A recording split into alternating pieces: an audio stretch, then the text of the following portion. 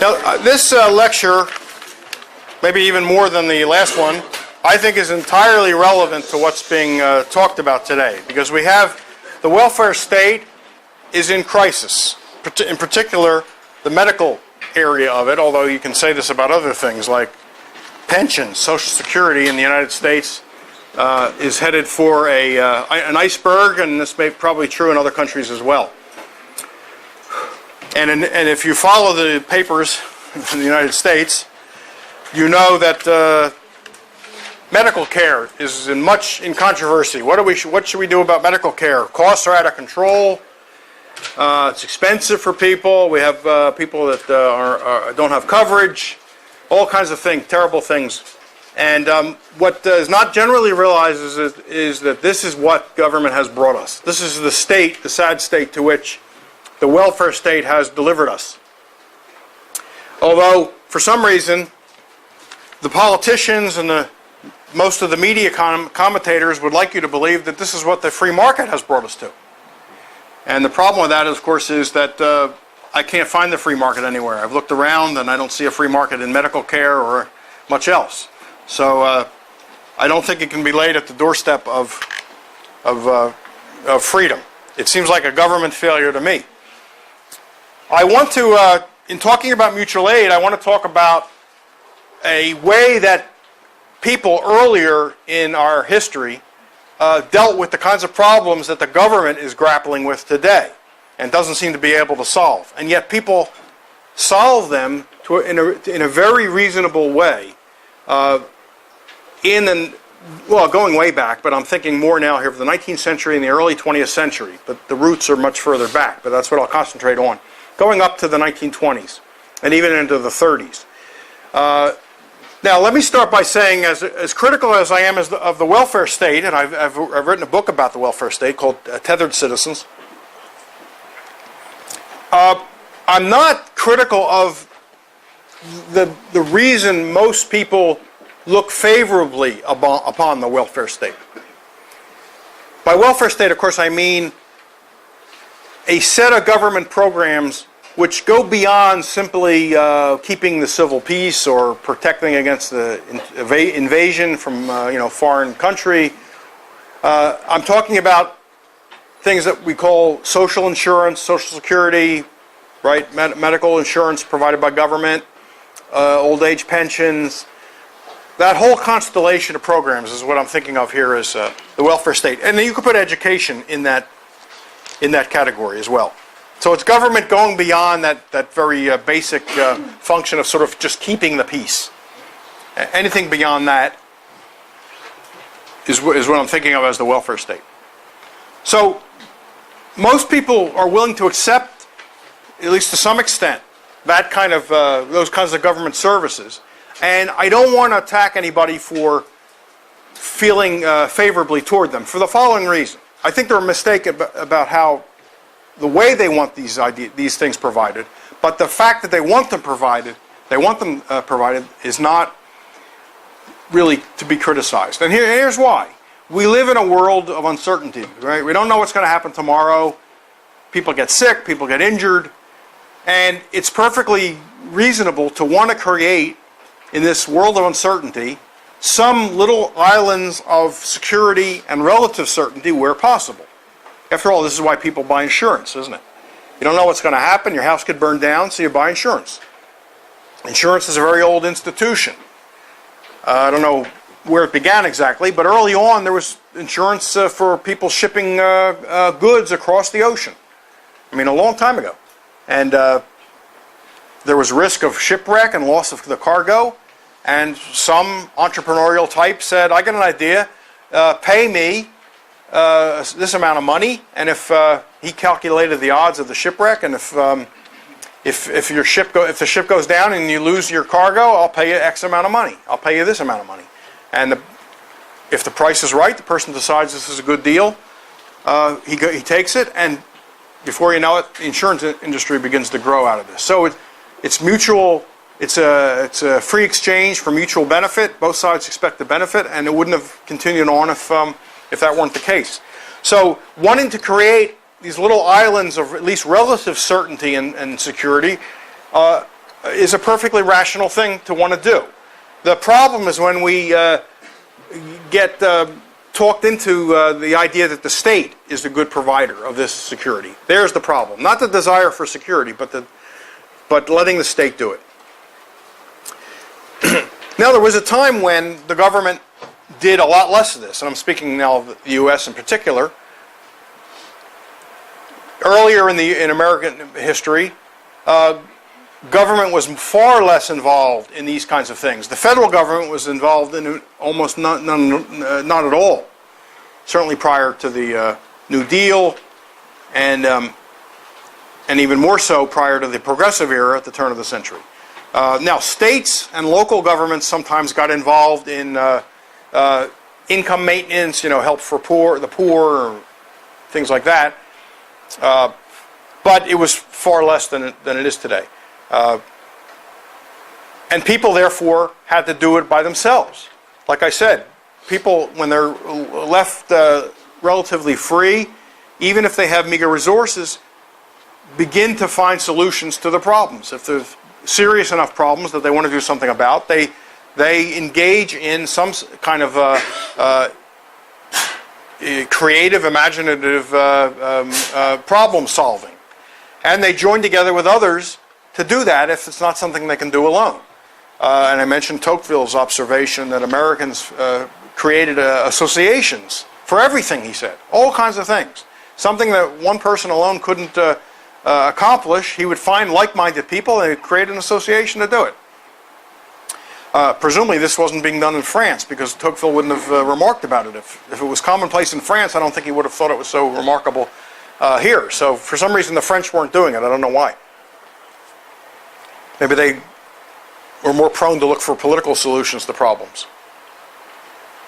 So I want to talk about how low-income people, new immigrants in the United States, and this is true of other English-speaking countries, certainly true of England and Australia and Canada, how they addressed personal issues that the welfare state today is at least theoretically supposed to be addressing. How it created some security in an insecure world, or some certainty in an uncertain world. They did it through what's known as mutual aid. They formed associations to help themselves. And they would often think of them as self-help associations. In England, they called them friendly societies. In England and Australia, they were known as friendly societies. In the U.S., they were known as fraternal societies, or lodges. And these things were very important culturally, especially for lower income people and immigrants. Wealthy people really didn't need these as much. When I start to talk about the services they provided, you'll understand that somebody with a big bank account and a lot of investments, like J.P. Morgan, he wouldn't have seen this as a big necessity in his life, because he had a lot of money and he could get money easily when he needed it. He could sell some securities or something like that. And so if he needed cash for medical attention or something like that, he wouldn't have needed to fall back on a mutual aid society. So this is something essentially for people of modest means. Now, how many people remember or have watched the Flintstones, the cartoon The Flintstones, which I think came in the 60s. It's one of the first prime time cartoon shows. I remember watching it, and of course it's still in reruns, I'm sure, on TV Land, or my kids grew up watching it. And you probably remember that Fred and Barney were members of the something like the Loyal Order of the Water Buffalo, right? And this was their lodge. It was a guy's lodge. It was the place the guys could go to get away from home, get away from the crying kids, the wives, the to-do lists, and relax a little bit, and maybe play some pool, play some cards, have a beer. And of course, they had a sense of solidarity. They wore funny hats. They wore the furry hat with the horns, and they probably had a secret handshake, to identify them, to give them a sense that we're on the inside, and anybody who's not a member of the Water Buffalo is an outsider. we're special. And of course, other people had their own clubs where they were special and no one else was. Now, the honeymooners, I gave it away. That was based on an earlier show, which was a live action program called The Honeymooners. And you might have seen reruns get shown of these now and then. This was a 50s show starring Jackie Gleason. Has anyone ever seen reruns of it? No one here is old enough to remember it was actually on for the first time, right? But WGN in Chicago on Sunday nights, I think, puts on two episodes back to back. So if you want to catch it, it's a classic on TV. But Jackie Gleason was a very funny comedian. Art Carney was his buddy. So you had the Fred and the Barney characters, but they weren't prehistoric. Okay, this was 1950s New York. I think, I don't know if it was Manhattan or Queens or one of the boroughs. Jackie Gleason was a bus driver. These are lower working class people, right? Modest means. Bus driver, and his buddy is Ed Norton, a sewer worker. And they both have wives. They don't have kids, unlike Pebbles and Bam Bam. They don't have kids. Right? So they're just childless couples, and they're friends. And they have other friends. And they live in this very bleak apartment. It was black and white, obviously. Back in those days. And they were members of a lodge called the Loyal Order of the Raccoon. So the Water Buffalo is based on that. And they wore raccoon hats, and their secret greeting was you took the tail and you did this. This is before Davy Crockett made those hats real popular, and all the kids had Davy Crockett hats when I was growing up. So it was the same thing. It was a way to get away. Maybe once a year they'd have a national convention and they'd go to some city, Chicago, and live it up for a few days and have a wild time and swing from chandeliers and, raise a little hell and then go home back to their lives. Now, what they never discussed in these lodges were based on real things. Obviously, they exaggerated it. They made it funny for entertainment purposes. But these things were actually very important culturally in an earlier time in the United States. And they were more than just for camaraderie, for sociability, for a way for the guys to play cards with their friends or pool. They beginning earlier on, this is already the 50s by the time these things are getting on TV, but earlier than that, even probably earlier than the 19th century, but I'm more familiar with what was happening in the 19th and 20th centuries. These things not only were social institutions, but they were very functional. They provided the kinds of social insurance that today states are expected to provide. Governments are expected to provide by most people. And they worked. They worked reasonably well. Nothing's perfect. No one would say the state provision is perfect. The state welfare states all over the world are heading into fiscal instability because they're unsustainable. They're victims of changes in demography, right? We have a huge generation that's going to be retiring soon and start to draw benefits rather than pay benefits in, and that means many fewer workers have to support the retirees, and it's going to be a huge tax burden. No one knows how it's going to be worked out. These programs have huge unfunded liabilities. In other words, they've made promises and they have no provision to keep the promises. Medicare, for example, which provides medical care to retired people, has looking over the next 75 years, about a $35 trillion unfunded liability. I mean, no one knows where the money's going to come from. And yet they've made this promise. They could politically cancel things, but of course that would cause upheaval. And older people vote in great numbers, so the politicians don't want to have to do that. But no one knows what's going to happen. I mean, it's a problem. Social Security also has an unfunded liability. So these things are shaky. This is true, I think, everywhere. But it's interesting to see how, when there was no welfare state to speak of, people just on their own addressed these really very real needs. And like I said earlier, they were legitimate concerns. What am I going to do if I'm sick and I can't earn my income, or if I'm injured? Or what about when I get to the point where I can't work because I'm too old? What am I going to do for income? People were aware of those problems. It wasn't bright politicians who one day said, hey, you know what? We better address this problem because no one ever thought of this before. People thought of it, and people were doing something about it. So I want to talk a little bit about what they were doing and see whether it has any lessons for today. Now, I'm not going to say that all we need to do is recreate the lodge system. mean, that would be very unrealistic. That was the product of a particular culture. The culture has changed quite a bit. And it's not just that we could, let's just start these things up again. But it does indicate what people came up with back then. We might speculate on how things would have evolved if the government hadn't crowded out the system by basically competing with it. And we might wonder, how it might have evolved had it just continued on. And using it as a model, we could speculate on what people might do today if they found out they had to fall back on their own devices and not look to government to provide these services. So the best book to read on this subject, if you're interested, is by David Beto.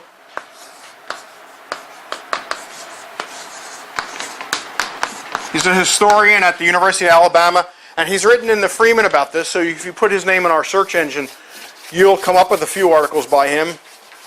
But his book is called From Mutual Aid to the Welfare State. That's the main title, From Mutual Aid to the Welfare State. I don't know if I put it in the readings there. Fraternal Societies and Social Services, 1890 to 1967. So he takes it up to fairly recently, 1967. I mean, it seems like a long time ago, but it's historically it's not that long ago. So Fraternal Societies and Social Services, 1890 to 1967. So in essence, what people did when they couldn't look to politicians, and that wasn't their frame of mind back then, was they set up associations, a la Tocqueville, to provide self-help in these areas.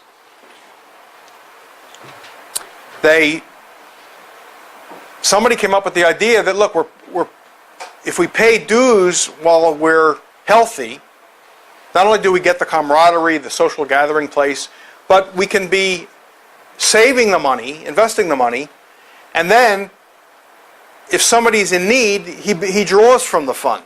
If he's sick and can't work, he can draw from the fund. If the breadwinner dies, there's money that the survivor and the children can draw from for burial or tide them over, things like that. If the person's out of work, needs to be helped out while he's looking for his next job, he can draw benefits. And this is what these mutual aid societies did increasingly. And they were very, very entrepreneurial. They wanted to attract members. These were owned by the members now. These weren't private companies in the sense of profit-making companies. Okay, the members owned it. There was a board of directors, but there was no residual claimant. Okay, there was no profit that a board or the owner kept in the end. All money went into the club. It was a club. You can think of it as like a mutual association, like a mutual fund or something. And in order to attract members, they were concerned to offer attractive benefits, an attractive dues schedule, because they were rivals with other clubs. And so you got this good effects from competition. People thinking ahead, how can we make our club more attractive to get people? And so it was a vibrant environment. A big city might have a lot of these things. Some of these were based on ethnicity or nationality, but others were not. Others were not of any specific ethnicity or nationality, so you may have a mixture. Recent immigrants might be attracted to one that was set up by people from their old country who were here already and had set up groups. So you might have a Lithuanian lodge or mutual aid society where someone knew that people from my country, I had this in common. They would help make me welcome, introduce me to the new city. You can see how it would also have that function. But also provide this safety net to some extent for the vicissitudes of life. This was a time when blacks and whites probably weren't mixing that much, given the time in our history. But that didn't keep blacks, African Americans, from having the same services. They set up their own organizations. There was a very big one, national one, that was founded in Little Rock, Arkansas, called the Mosaic Templars of America. Here's a handbill they used to give out, the Mosaic Templars of America. Fraternal insurance, assets over $750,000. Membership, 100,000, operating in 26 states, including Central America. Policies issued on adequate rate basis in amounts up to $1,000. Age limits, 16 to 50. So they were actually boasting about the social insurance aspects of it. It wasn't just, hey, this is a club where you can meet people and, play cards and play pool. This became the big attraction. These services became a big attraction to joining the club. And in a way, they mirrored what the first modern welfare state was doing, which was in Prussia and then unified Germany in the late 19th century. If you go to the Social Security website, administration website here in the U.S., and there's a page on the history of Social Security, they have a picture, I think they still do, they have a picture of the person they regard as the father of Social Security. Anybody know who that might be? Who? Bismarck, right. Otto von Bismarck. Almost universally acknowledged as the founder of the modern welfare state.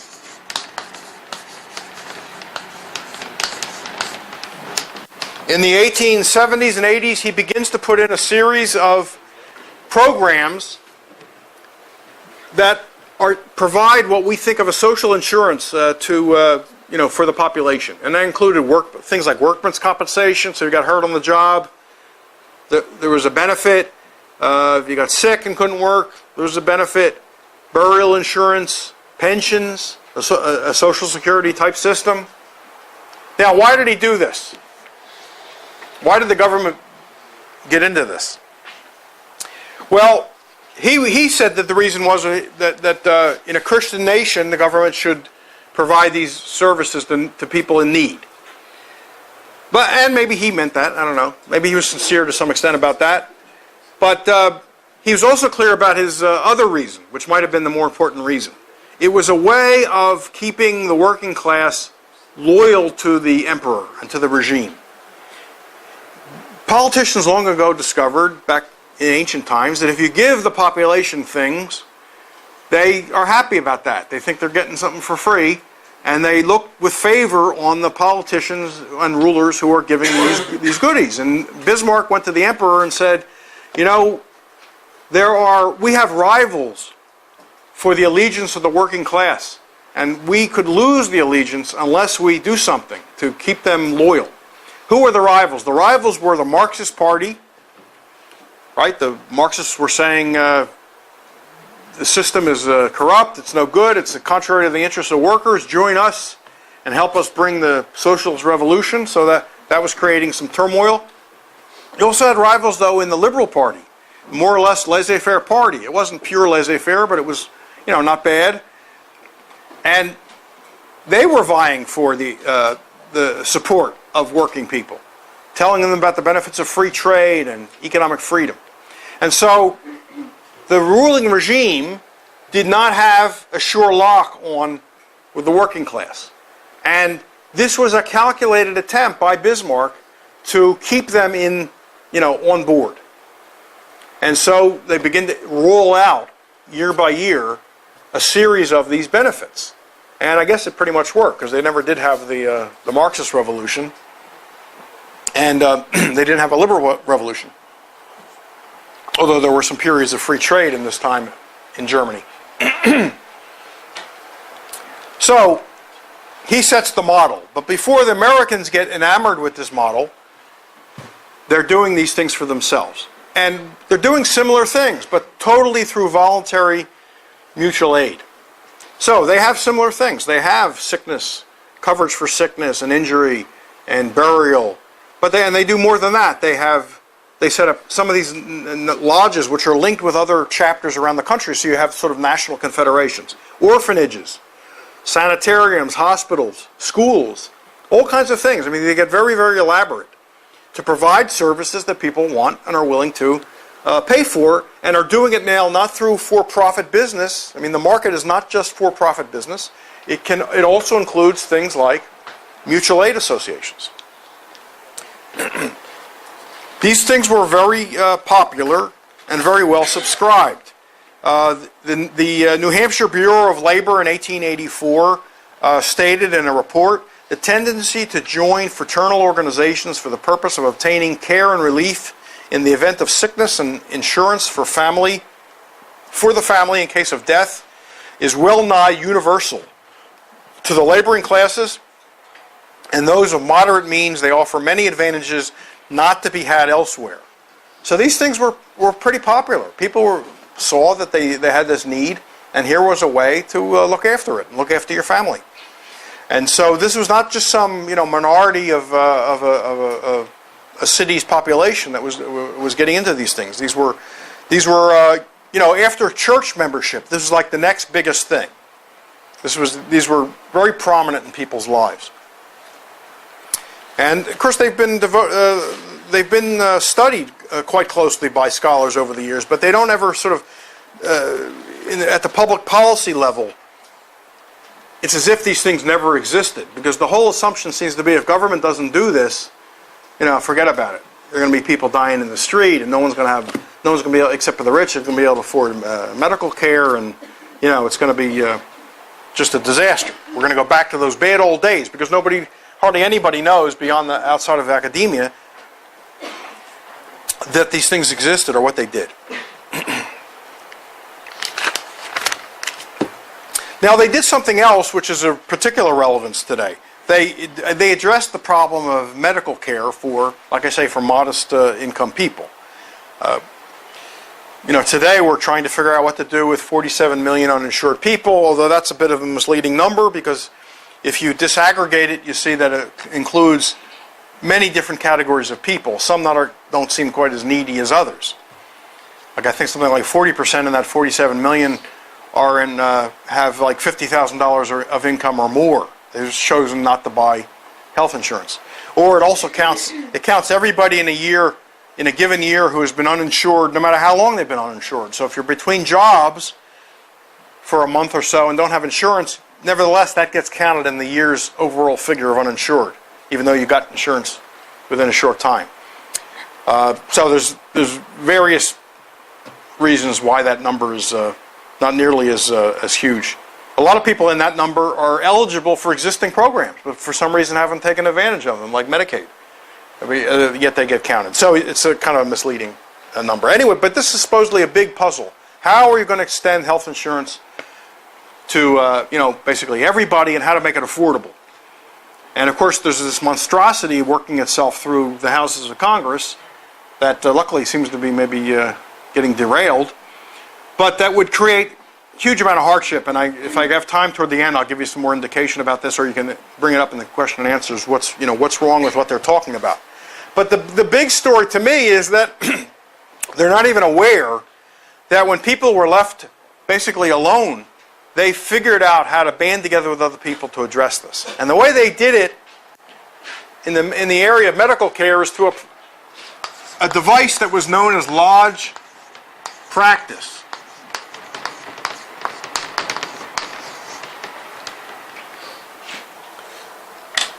Somebody got the bright idea that these lodges, which of course are collecting dues from their members, they're pooling resources, could in effect buy medical care wholesale and then resell it to the members retail. There's strength in numbers. These people are already together. They're already paying dues. They had a common interest in kind of addressing problems that they all faced, the need for medical care being one of them. And I don't know who came up with the idea, but they began to contract with a doctor for a fixed amount of money over the year, and in return, the doctor then offered basic medical services, general practitioner services, including house calls, which of course are extinct today, I guess, to the members of the lodge and their families during that year. Now, this seems pretty interesting.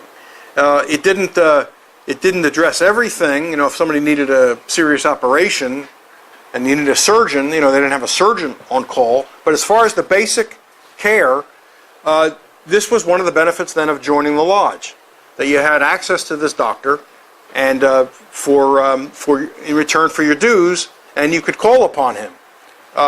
This became an extremely big attraction in getting members to join your lodge rather than someone else's lodge. You could brag about which doctor you had and what the results were, the fact that your membership was healthy, and and this is why you should join us. Of course, they didn't want sick people, seriously ill people joining, because that would have dragged down the system. But that's not what these were not charitable organizations. Okay, these were self-help organizations. So an ill person would have to maybe rely on charity if his needs were beyond his own means, but that's not the function that these things were performing. Okay, how did it work? Well, they had to find a doctor who would be the right doctor. So they would have a committee to interview doctors. They'd call in the doctors from the community who were interested in this, and they would grill them and interview them and maybe talk to former patients or present patients of the doctors. And then the lodge would vote, the membership would vote on which doctor to write the contract with. And it was a competitive situation. They weren't just looking for the low bidder, they were looking for a combination of attractive amount of money that was being asked, plus the reputation and service they could expect from the doctor. And it was a very important time for the lodge when it came time to decide who the doctor would be. And this worked out reasonably well. People were happy about it, and like I said, it was a basis on which you might join a lodge, one lodge rather than another lodge. It brought medical care within the reach of people who otherwise would have had difficulty just with regular fee-for-service, the regular fee-for-service system. Just to give an example, the average cost of lodge practice to an individual member was $1 to $2 a year. So, in that time, that was a day's wage. $1 to $2 was a day's wage. So, for a day's wage, you could get a year's worth of medical care for you and your family. That was a pretty good buy. Okay, because don't forget, you had the large number paying the doctor. Why did the doctor go into this? Well, because he knew that he was going to have a certain amount of money up front. I don't know if they paid him all up front, but he knew that during that calendar year, he could count on this amount of money.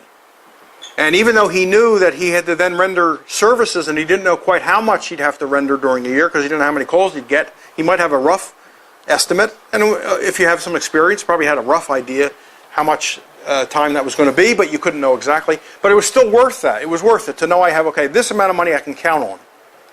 And so it was worth it to the doctor, and of course it was worth it to the lodge, the members, because they had this access to these services, which included house calls and things like that.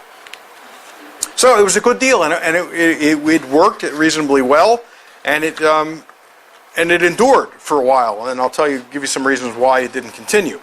But it's interesting how people hit on this method of solving a problem that faced them. How do you make sure you're going to have medical care for you and your family when you need it?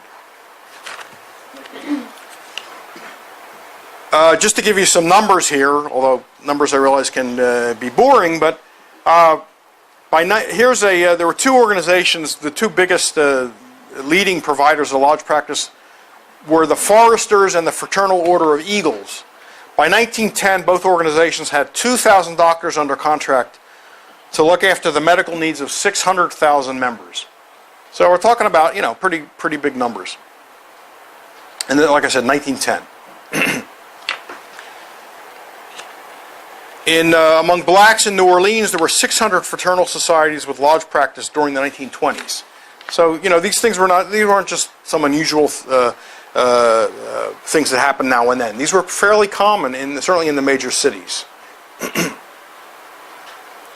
Now, everybody seemed happy with this setup, this arrangement, except not everybody was happy. There was a group that wasn't happy about this. And who do you think that might be? Wouldn't have been happy about this growing and developing lodge practice institution? Well, doctors didn't get the contracts, but there was that might not have been an organized group, but there was an organized group that didn't like it. And I think somebody said it, I think. Sorry? No, I don't know of any. I don't know that they had any problems. I hadn't heard they had, but. Experienced licensed doctors. Well, yeah, you're getting close to it. The medical societies, the AMA and the organized state medical societies, they did not, organized medicine did not like it. And they didn't like it because it was driving down their income. This was a break from traditional fee-for-service income, where you just came in, ad hoc, paid for a particular service. Obviously, this was a very different way to do business, and they feared change. They feared that this was going to affect the whole income structure, income schedule, and their fear was that their incomes would fall, that the price of medicine would be too low. Now today, of course, that's very different. We're concerned with the price of medicine being too high. So it's funny to think of a time when some people at least worried that the price of medicine was too low. So they decided they were going to stop it. They were going to not permit, if they could help it, lodge practice from going on. In England, early in the 20th century, the government begins to get into subsidizing medical care and formal medical programs, and which of course made it more difficult for lodge practice to work, because why would people pay through their dues if they're already paying through the taxes? And they had no choice about that. You're going to cut back somewhere, right? If you're being taxed and getting medical benefits, why would you pay extra for medical benefits? So it had a way of crowding out the mutual aid provision of this idea. So that helped to wither and help kill lodge practice. In the U.S., it wasn't that obvious, because the U.S. government doesn't get into providing medical care in that sort of way. It's much later. It begins only with elderly people and poor people. And so it's more subtle. The doctors begin to put the screws to lodge practice by stigmatizing the doctors who would go into it. They would say no self-respecting doctor would sign a contract with a lodge.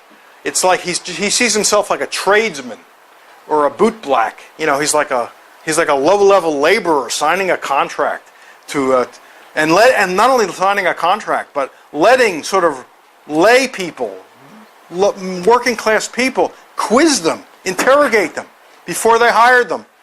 Can you imagine that? A dignified doctor having to submit to questioning from, like, here's the lodge, and I'm this doctor. I'm going to take questions from you and justify myself in order to get and grovel in order to get your contract. This is demeaning. So they would say the doctors are obviously unqualified, or else they wouldn't even subject themselves to this. And not only that, they didn't go to big name medical colleges and at endowed universities. These doctors tended to go to private medical schools, private medical colleges, and there was this class division between doctors who went to, say, Harvard or some big endowed university, and those that went to private medical colleges. Now, private medical colleges typically were set up by doctors. They weren't inferior, but they were not big name endowed schools, and they were paid by they were tuition supported, not endowment supported, and so it was easy to stigmatize them. He went to a medical college, I went to Harvard or Penn or someplace. He went to Jones's Medical College, and so it was easy to stigmatize the lodge doctors as inferior and giving inferior service. Of course, that wasn't enough, so they threatened their licenses. There was licensing in these days, and the doctors who graduated medical colleges had to go through the same certification procedures as the doctors that went through the big universities. So they couldn't say, they're quacks, they're unlicensed. I'll say a word about licensing in a moment. I'm not approving of it. In fact, it's one of the problems. But it was another way to just stigmatize them. And they would go to the hospitals and that would extend privileges to these lodge doctors and say, suspend the privileges or else we will take action against you, the hospital. In other words, they did everything they could to put pressure on the lodge doctors to not go into that form of practice, because they found it threatening. Now, we think of doctors, or at least we used to think of doctors as almost like saints. Okay, it's almost as if doctors didn't take money. You didn't even pay a doctor, right? The doctor never talked about money. In the old days, today, of course, they all have like insurance administrators, right? specialists who were experts in all the new software for filing the insurance, but rarely did you talk to the doctor about money. Money was something that someone else on the staff took care of. The doctor was like above that. He's in the white coat, and don't talk to me about money. I'm not in this for the money. That was the whole. At least the image. So the lodge practice kind of thing, seemed to erode that, because here's a doctor, bidding, trying to underbid his rival who might be also trying to get the contract. And so that was seen as sort of grubby. We're not tradesmen, we're doctors. What are you doing this for? So they didn't like this. But think about it from the point of view of the lodge member. It gave the lodge member a huge amount of control over his medical care. He could ask questions of the doctor before the doctor was hired. It was a form of empowerment, and the lodge members seemed quite happy with this situation. But organized medicine put the screws to it. I want to say about a word about licensing, because it was very important. They would threaten the licenses of lodge doctors if they continued on with this. And of course, the medical societies weren't just voluntary organizations. If they were just purely voluntary, you might say, okay, well, they're a voluntary group and they didn't like something, so they spoke out against it. It would be harder to complain about that. But the medical societies were always linked to government, of course, state governments primarily, through the licensing function and the medical school accreditation program.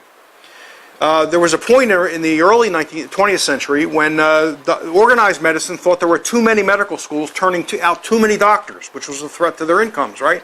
Supply and demand. More providers, lower fees. They didn't like that. So they got the Rockefeller, I think it was the Rockefeller Foundation, to publish this huge report called the Flexner Report that said, we have too many medical schools, and we need to tighten up on certification and rid ourselves of some of these schools. And they did that. And by some percentage, I'm not sure the percentage, a whole bunch of schools basically were closed.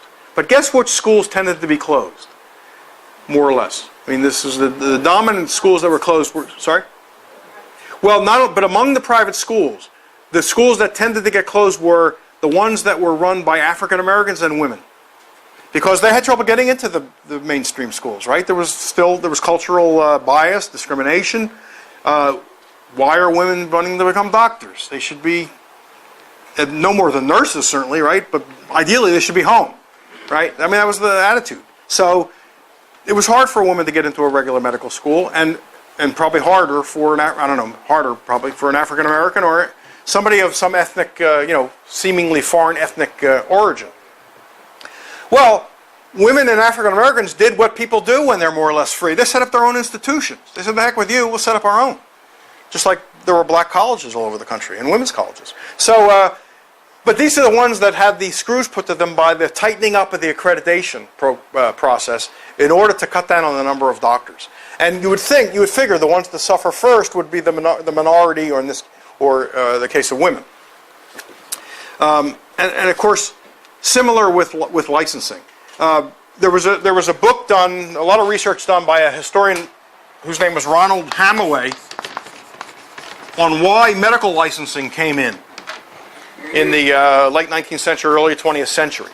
And what he did was go through the medical societies, each state had a medical society, go through the minutes of their meetings where licensing was discussed, because the doctors would say, you know what, we need licensing, or we need tighter licensing. And he would read the debates, what they were saying, how were they defending this. It was never, we need to protect patients from quack doctors. That was not the concern. The concern was not the patients. The concern was their incomes. There are too many doctors. Licensing is a way to meter, right, the flow of new doctors into the market. You don't want a free flow. They don't want a free flow, because it's hard to keep your income high if there's people coming in and competing with you and lowering the income.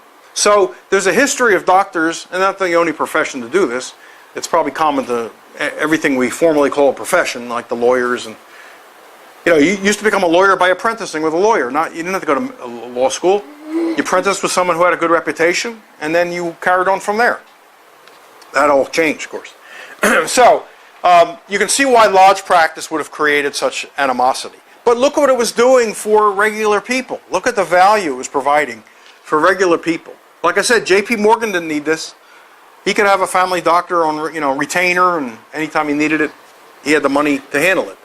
But this was a way for working class people, new immigrants, lower income people to band together and get the stuff they needed in terms of all this social insurance and medicine. Stuff that today puzzles us. How are we going to do this in a sustainable way? But these lodges were successful. They weren't on the verge of bankruptcy the way welfare states are. They weren't. Look at the debt the government runs. So much of it because they're providing these services. Medicare and Medicaid. Obama conceded the other day that Medicare and Medicaid are one of the primary reasons the deficit's out of control. Well, who's surprised by that? Well, these things weren't routinely going out of business. They were thriving. So what happened to them? I got to keep an eye on the time. We're going to noon? Is that right? Okay. What happened to these things? Well, they got crowded out because government begins to get into competition with them. And in England, it's a little bit earlier. It's in the first decade of the 20th century. In the U.S., it's a little bit after that. The states begin to get into this. The federal government doesn't really do it until the New Deal, when we get welfare and workman's comp and things like that. But the states are doing it earlier than that. And it begins to displace the lodge function. And the lodges start to wither because if they don't have these unique services to provide and people are already paying through taxes for things, why are you going to pay dues to get you the same thing? I mean, it's just the way the incentives work. But there was great concern when the government begins to get into this, both in England and in the United States, because one of the things these lodges pushed as an advantage to joining was the pride in self-help. And there was a character element to this. In other words, it wasn't just a way to look after you and your family. It was a way to do it, I don't mean on your own in the sense of individually, but you were looking out for your family. You weren't shifting the responsibility to someone else. You were getting together with people who had common need, and you were taking charge of this. This was a way they sold memberships on this basis. The Templars liked to do this. They stressed how character was such a big part of this. So when the bureaucrats, the bureaucratic class, the intellectual class, the academics begin to say, the welfare state is the wave of the future. They went to Prussia, they went to Germany and studied what Bismarck did and said, this is the future. The 20th century is approaching. This is the way that things are going to be. The state is now, the Jeffersonian view of the state is quaint. It's old. It's 18th century. It's 17th century. We've evolved past that. Enough of that little government that doesn't do much more than just keep the peace. This is what government is now. So as they're talking this up, and as the politicians are getting interested in this because, hey, yeah, this is great. I'd rather be running a big government than a small government. It's more prestige, more power, more money. But the people that were dedicated to the mutual aid said, wait a second, I sense danger here. This is going to be bureaucracy giving out money. What about the character side of it? What about the moral side? What about the self-help side? Aren't we going to be losing something? And they fought it. They actually tried to fight it and say, no, we're going to lose something. It's not, mutual aid's not just about money.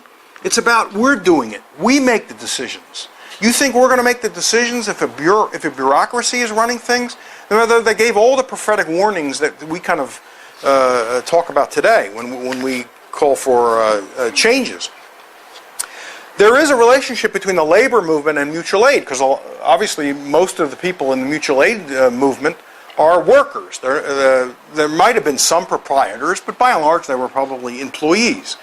And in England especially, they thought that the government taking over these functions was not only a way of making the mutual aid societies disappear, but of undermining even the labor movement, which was attempting to get higher wages and better benefits and things like that. They said if the state takes this over, it's going to take the wind out of the sails for higher wages. It's going to destroy the labor movement. It's going to subordinate our independence. They always talk about independence. They said, why do we want to get these favors from government? The government's the upper class. In England, of course, much more structured class society than America ever was. So they said, what makes us think that the upper class that runs the government has our interests, the working class, at heart? Why do we want to get benefits from them? Aren't they going to just use it to subordinate us and take away our independence? So there's early early on, there's resistance to government getting involved in setting up a welfare state for those kinds of reasons. Now, what happened? The leaders essentially got sort of bought off. The government bureaus would say, okay, look, we'll take the leader of your organization, we'll put him on our board, so he's now helping to make the decisions. And of course, the leader often would say, okay, I like that idea. I get some prestige, I'm now on an official board. And it co-opted the movement. A lot of people were, their vigilance sort of weakened, and they said, oh, okay, if we're going to have input, I guess it's better. Now, so you get a subordination and a withering away of these groups. They also hurt themselves. In the U.S., some of the bigger lodges got the states to pass laws in order to hurt their competition or new competition from coming in. They would say you have to have a minimum amount of assets, or a minimum. They would want to set a minimum dues structure, so that somebody couldn't come in and undercut them to get their members, right, to lure away their members to the new group. So they begin to ask for laws, the protectionist laws, to keep the competition down. Businesses often do this kind of thing. Well, why not mutual aid societies? But it came back to hurt them, because as laws get on the books, they get interpreted and they get enforced in a way that maybe you didn't have in mind when you first wanted the law. And so it ended up hurting the very people who asked for these laws. So over time, and certainly into the New Deal, when the federal government gets into it in a big way, these things fade and change. Some of them still exist today, but they don't do the kinds of services that they used to do. They're very different. Now they're almost purely social. And we do have some service organizations like the Lions Club, but those are very different. Their functions are more charitable, like the Lions Club. They collect eyeglasses for poor people and stuff like that. So it's more outward. It's not so much providing services to their own members. And so these things have basically passed and become extinct.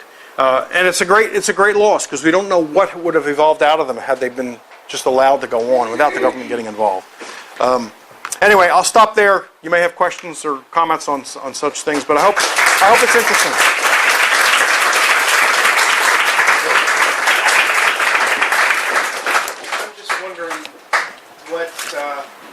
I don't know if it prevented it, but it seems like it prevented the same parallel with the insurance companies of like medical societies, keeping those from getting involved. It seems like they kind of serve the same purpose.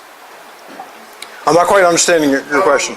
How you said that the medical societies pretty much shut out the fraternal organizations for the payments and things like that. I was just wondering how the insurance companies got around the medical societies trying to prevent them from doing the same things. So were the medical... I don't... the question is, the medical societies took action against the lodge practice in various ways. So would they have engaged in similar strategies when medical insurance came along?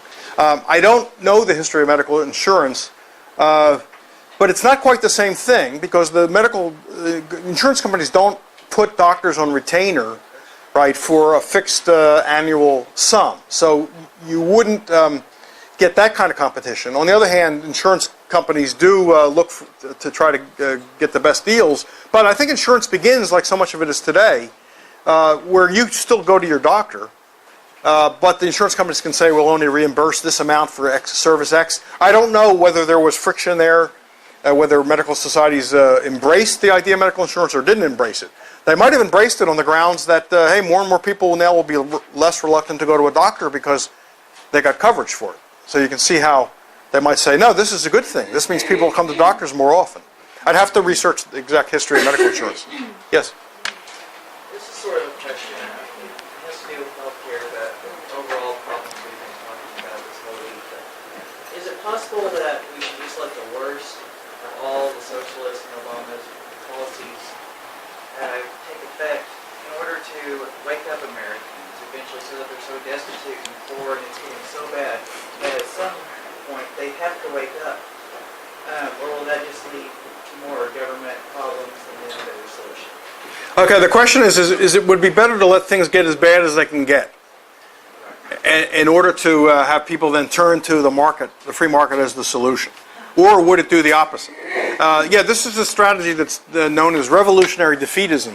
I think Lenin actually embraced it at one time before he was in power. Let things get really bad, And that way people, and then have the ideas ready, right? Have the libertarian solution there, be talking about it, so that when people say, what are we going to do? Someone can say, well, look, they've been talking about the solution right along, free markets, let's do it.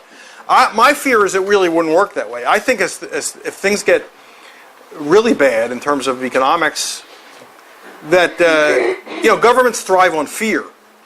And so the worse things seem to get, I think the more that will strengthen the call for, hey, somebody do something. I mean, look what happened with the economic crisis of the last year or so.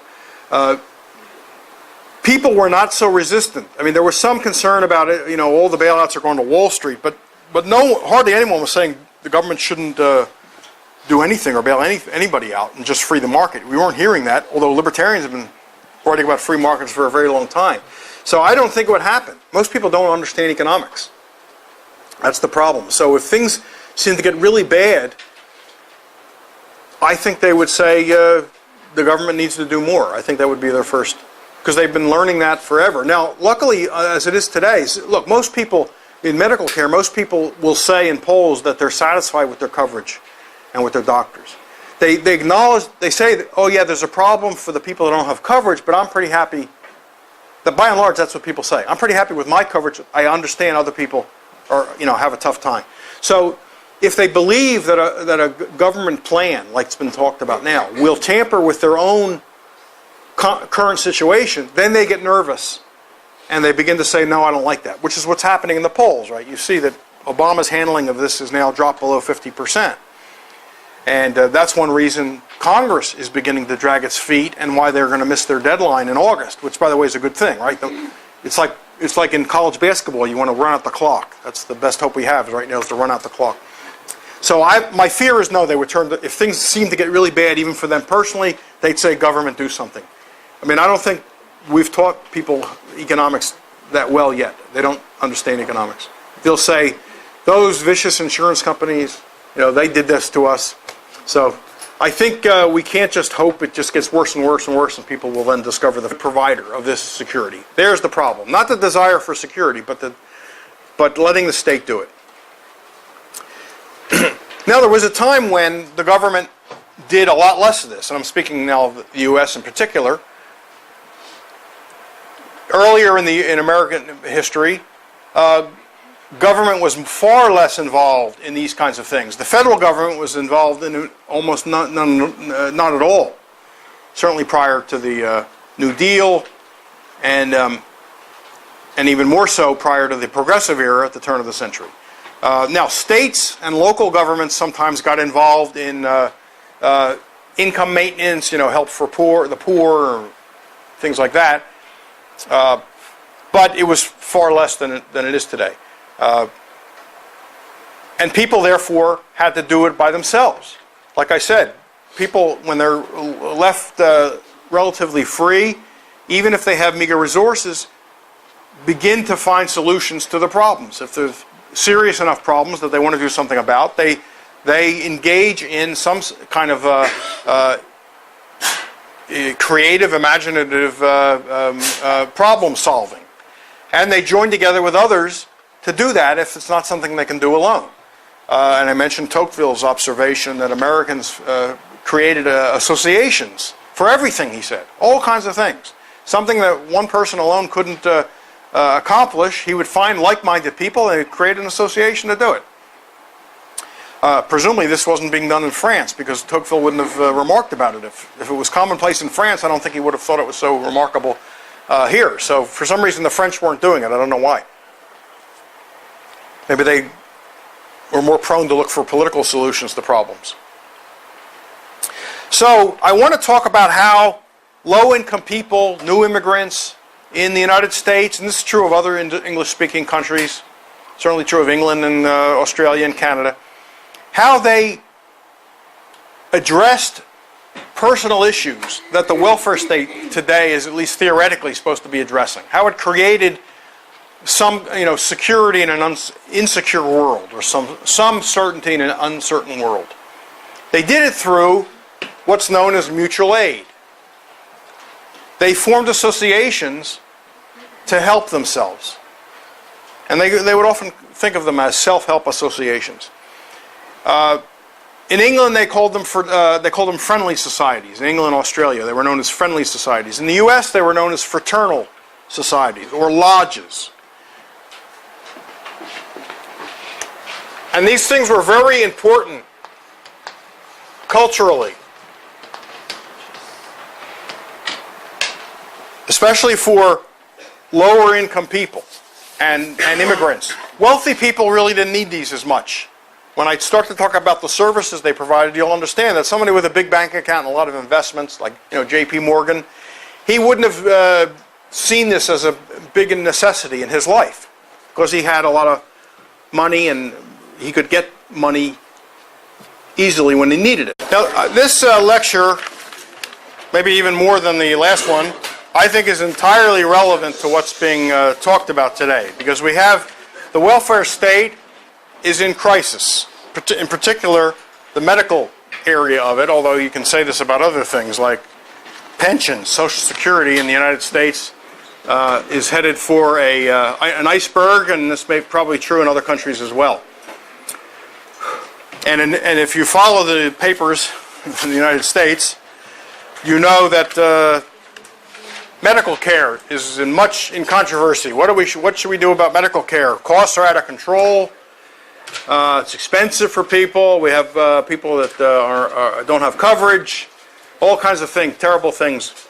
And what is not generally realized is that this is what government has brought us. This is the state, the sad state to which the welfare state has delivered us.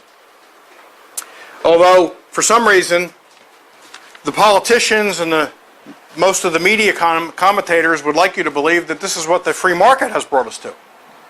And the problem with that, of course, is that I can't find the free market anywhere. I've looked around and I don't see a free market in medical care or much else. So I don't think it can be laid at the doorstep of freedom. It seems like a government failure to me. I want to, in talking about mutual aid, I want to talk about a way that people earlier in our history dealt with the kinds of problems that the government is grappling with today and doesn't seem to be able to solve. And the way they want these things provided, but the fact that they want them provided is not really to be criticized. And here's why. We live in a world of uncertainty, right? We don't know what's going to happen tomorrow. People get sick, people get injured, and it's perfectly reasonable to want to create, in this world of uncertainty, some little islands of security and relative certainty where possible. After all, this is why people buy insurance, isn't it? You don't know what's going to happen, your house could burn down, so you buy insurance. Insurance is a very old institution. I don't know where it began exactly, but early on there was insurance for people shipping goods across the ocean. I mean, a long time ago. And there was risk of shipwreck and loss of the cargo. And some entrepreneurial type said, I got an idea, pay me this amount of money. And if he calculated the odds of the shipwreck, and if the ship goes down and you lose your cargo, I'll pay you X amount of money. I'll pay you this amount of money. And if the price is right, the person decides this is a good deal, he takes it, and before you know it, the insurance industry begins to grow out of this. So it's mutual. It's a free exchange for mutual benefit. Both sides expect the benefit, and it wouldn't have continued on if that weren't the case. So wanting to create these little islands of at least relative certainty and security is a perfectly rational thing to want to do. The problem is when we get talked into the idea that the state is the good, and yet people solve them in a very reasonable way. Going way back, but I'm thinking more now here for the 19th century and the early 20th century, but the roots are much further back, but that's what I'll concentrate on. Going up to the 1920s and even into the 30s. Now, let me start by saying, as critical as I am of the welfare state, and I've written a book about the welfare state called Tethered Citizens, I'm not critical of the reason most people look favorably upon the welfare state. By welfare state, of course, I mean a set of government programs which go beyond simply keeping the civil peace or protecting against the invasion from foreign country. I'm talking about things that we call social insurance, social security, right? Medical insurance provided by government, old age pensions. That whole constellation of programs is what I'm thinking of here as the welfare state. And then you could put education in that category as well. So it's government going beyond that very basic function of sort of just keeping the peace. Anything beyond that is what I'm thinking of as the welfare state. So most people are willing to accept, at least to some extent, that kind of those kinds of government services. And I don't want to attack anybody for feeling favorably toward them for the following reason. I think they're a mistake about how